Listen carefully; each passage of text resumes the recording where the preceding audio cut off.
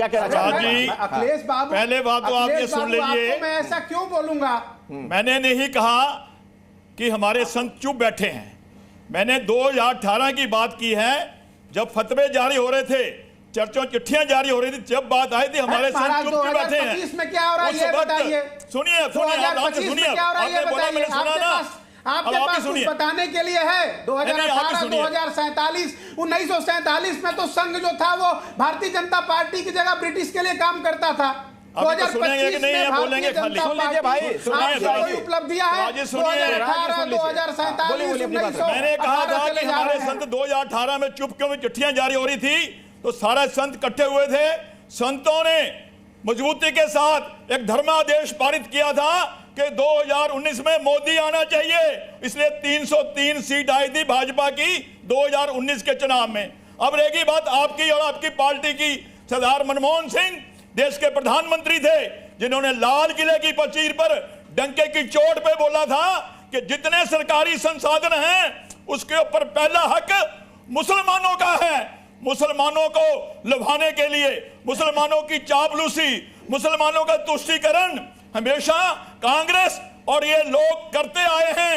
मगर आज अगर मेरा हिंदू समाज एकजुट हो रहा है तो परेशानी क्यों है, दिक्कत क्यों है? ठीक है, जवाब ले लेते हैं सुब्रांश राय जल्दी से, उसके बाद बाकी मेहमानों को चाहूंगा। सुब्रांश जी। जय भगवान जी, नाम में आपके जय और भगवान दोनों है। मुझे लगता है कि सनातन में इससे सुंदर नाम नहीं होता है। नरेंद्र मोदी तो कम पढ़े लिखे, उनकी डिग्री खतरे में है। आप तो साधु सन्यासी बनने से पहले एक अच्छे शिक्षित व्यक्ति रहे हैं। आपको झूठ बोलना शोभा थोड़े देता है। लाल किले की प्राचीर से नरेंद्र मोदी झूठ बोलते हैं। भाई कब आपको मनमोहन सिंह ने कहा था? पूरा बयान पढ़ के सुनाइए। अखिलेश से मैं रिक्वेस्ट करूंगा जी न्यूज़ के प्रोड्यूसर से, पूरा बयान सुनवाइए देश को। पे बैठ करके मोदी की डिग्री की बात, पुल गिरने की बात, दाएं बाएं की बातें क्यों हो रही हैं? जो असली मुद्दा है, मुद्दा ये है कि अगर मस्जिदों से फतवे जारी होंगे तो हिंदू भी अपने मंदिरों से, हमारे संत भी अपील करेंगे, धर्मादेश करेंगे। और बिहार में तो इस बार भगवा आने ही वाला है। कोई दुनिया की शक्ति, कोई ताकत इस बार रोक नहीं पाएगी। बिहार में भगवा ही आएगा। तो अभी जय भगवान बीजेपी की सरकार। जय भगवान जी, अब आपने बात सही कही। अब आपने बात सही कही कि पुल गिरना इस सब की चर्चा नहीं होगी। आप खुद कह रहे हैं आपके पास विकास, आप तो खुद कह रहे हैं कि धर्म गुरुओं ने कहा कि मोदी को सत्ता में लाना है, तो ये कहाँ जो है निष्पक्षता हुई? वो तो वही बात हो गई जो वो कह रहे हैं कि भाई जब अगर मौलाना मौलवी इस तरीके की बात कहेंगे तो फिर बात क्यों नहीं? लेकिन मेरा सवाल ये नहीं है। फतवा जारी किसने किया? सुन लीजिए भाई, मेरा ये सवाल नहीं है। संगीत रागी जी, संगीत रागी जी, एक मिनट रुक जाइए। राम प्रसाद के पास जाता हूं। नोमानी साहब एक मिनट धैर्य रखिए थोड़ा सा। नोमानी साहब थोड़ा सा धैर्य रखिए, मेरा सवाल है। संगीत रागी जी, दिल्ली से जो है बीजेपी घटना जारी की अहमद बुखारी ने। नोमानी साहब थोड़ा सा रुक जाइए, अपनी पारी का इंतजार करिए। संगीत रागी जी, लेकिन मेरा सवाल यह है कि जो लोग सरकार में तो आपसे ये दरख्वास्त करता हूं कि आप समानुपातिक ढंग से क्यों नहीं वक्त दे रहे हैं? मुसलमान के चक्कर में फंसे 3 बार 4 बार संगीत रागी फलाना ठिकाना से पूछ रहे हैं, तो मेरी राय कब आप जानेंगे? मैं आता हूं जयंत जी, मेरे ख्याल से चर्चा की शुरुआत आप ही से हुई थी। अगर ठीक है, हमको अंत में बीच में ही शुरुआत करा लीजिए, लेकिन हमको चर्चा की शुरुआत आप ही से हुई थी और आपने भरपूर बोला था उस वक्त, तो ये आरोप मत लगाइए। मैं आता हूं आपके पास, मुझे डिबेट कंडक्ट करने दीजिए। संगीत रागी जी, काफी कर रहे हैं, हम कहां कर रहे हैं? करना है अखिलेश जी, देखिए मैं सुब्रांश की बात से सहमत हूं। मुस्लिम लोग जातियों के आधार पर वोट नहीं करते, वो कंसोलिडेटेड हैं। और हिंदू संत अपने मठों और मंदिरों में बैठे हुए हैं। जब तक वो हिंदू समाज को कंसोलिडेट नहीं करेंगे तो आने वाले भविष्य में न उनके शास्त्र बचेंगे, न उनके मठ बचेंगे। ये बात मैं बहुत अच्छी तरीके से जानता हूँ।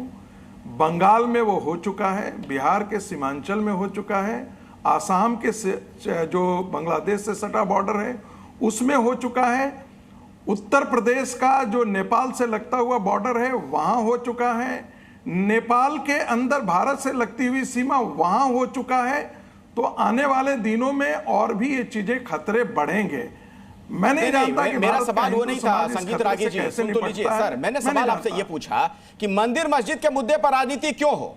जो सरकार में है, जो सत्ता में है, सरकार के कामकाज दिखाए, गिनवाए कि हमने ये काम किया, आपको अच्छा लगा तो वोट कीजिए हमें। देख, देखिए आप चाहते हैं वो भी होगा, अरे लेकिन भाई, तो मंदिर और उसके लिए मस्जिद कुछ भी करना होगा। पड़ेगा ना। एक जो है वो एक पार्टी जो है वो तो मान करके चलता है मुसलमानों का वोट कंसोलिडेट है, उसको कुछ करने की जरूरत नहीं है। दूसरे को करने की जरूरत है, क्योंकि राहुल गांधी झूठ का ठेका ले रखे हैं। सोनिया गांधी झूठ बोल सकती है, बाकी कोई झूठ नहीं बोल सकता है, कि उनकी कैम्ब्रिज की डिग्री एक पूरे एक पेज में लिख दी है और बाद में होता है वो तो टाइपोग्राफिकल एरर था। राहुल गांधी झूठ बोल सकते हैं कि वोट चोरी है। कहां से कौन मलेशिया से और कौन सॉफ्टवेयर पे ऑपरेट कर रहा है, कहां से जॉर्ज सोरेस ऑपरेट करता है, मुझे नहीं मालूम है। लेकिन इन खतरों से निपटने के लिए हिंदू समाज का संगठित तौर पर एक वोट बैंक के तौर पर खड़ा होना बहुत जरूरी है। अच्छा, जातियों खतरा में है, बटा मतलब आप हिंदू ये कहना समाज चाह रहे हैं। अपने आप को आने वाले दिनों में अखिलेश, सुरक्षित नहीं कर पाएगा। हाँ, और हाँ। गिरिराज सिंह ने गलत नहीं बोला है। ये अब आप- संघ विचारक एक मिनट, आप जयंत जी को अपनी बात रखने दीजिए। अरे रुक जाइए भाई, जयंत जी। संचालक के विरुद्ध जाते हैं। अरे ठीक है। भाई, हमें बोलने का मौका जयंत जी की दीजिए ना। आ रहा हूं एक ही तो आपके पास। मोमिन आता है, उसी आप बोलने नहीं अरे देते जयंत जी आप की तो। आंसू को बोल लेने हैं? दीजिए, उसके बाद आपके पास ही आता हूं, बोलने दीजिए। जी न्यूज।